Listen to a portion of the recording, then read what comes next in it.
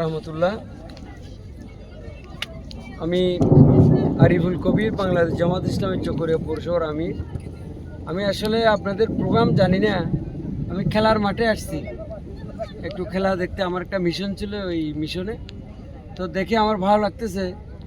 বিশেষ করে নদী রক্ষা এবং এই মানে পেশাজীবী, বিশেষ করে মৎস্যজীবী যারা আছে, তাদের এই সুবিধা অসুবিধা নিয়ে চকরিয়া মহিলা কলেজের স্বনামধন্য অধ্যক্ষ তিনি খুব তাৎপর্যপূর্ণ গুরুত্বপূর্ণ বক্তব্য রেখেছেন।